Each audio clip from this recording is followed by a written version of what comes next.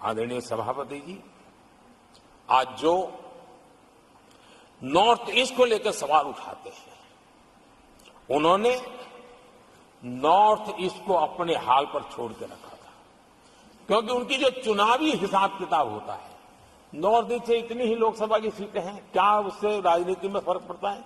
कभी कोई परवाह नहीं, उसे उनके नसीब पर छोड़ दिया था। हम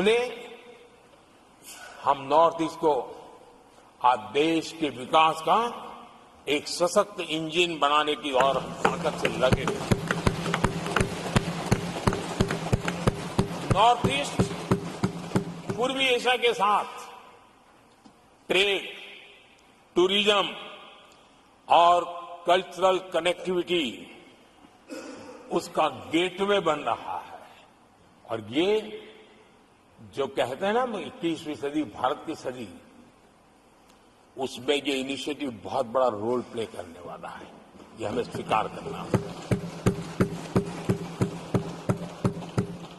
आदरणीय सभापति जी, हमने नॉर्थ ईस्ट में गत 5 वर्ष में जो काम किया है, और अगर पुराने कांग्रेस के हिसाब से साथ उसको अगर तुलना कर दी जाए, हमने जितना काम 5 साल में किया है, इतना अगर उनको करना होता ना, तो कम से कम 20 साल लग जाते, एक पीढ़ी और चली जाती। हमने इतना तेजी से काम किया है। आज नॉर्थ ईस्ट की कनेक्टिविटी उसके विकास का मूलभूत आधार है, उसको हमने प्राथमिकता दी है। और आज भूतकाल के सारे इंफ्रास्ट्रक्चर से कई गुना आगे हम निकल चुके हैं और हमने उसको करके दिखाया है। आदरणीय सभापति, नॉर्थ ईस्ट में स्थायी शांति के लिए 10 वर्षों में अनेक प्रयास किए गए हैं और निरंतर प्रयास किए गए हैं। बिना रुके, बिना थके, हर एक को विश्वास में लेते हुए में प्रयास किए गए हैं। और उसकी चर्चा कम हुई है देश में, लेकिन परिणाम बहुत ही आशा पैदा करने वाले निकले हैं। राज्यों के बीच सीमा विवाद संघर्षों को जन्म देता रहा है और आजादी से अब तक ये निरंतर चलता रहा है। हमने राज्यों को साथ बिठा करके सहमति के साथ जितने सीमा विवाद खत्म कर सकते हैं, एक के बाद एक अकॉर्ड करते करते जा रहे हैं। रिकॉर्डेड है, सहमति की रिकॉर्ड है।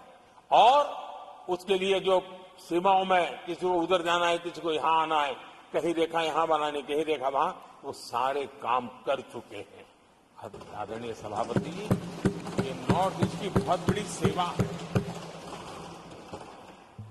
हिंसा से जुड़े संगठन, जो हथियारबंद गिरोह थे, जो वहां लड़ाई लड़ते रहते थे, अंडरग्राउंड के लड़ाई लड़ते थे, हर व्यवस्था को चुनौती देते थे, हर काउंटर ग्रुप को चुनौती देते थे, खून खराबा होता रहता था।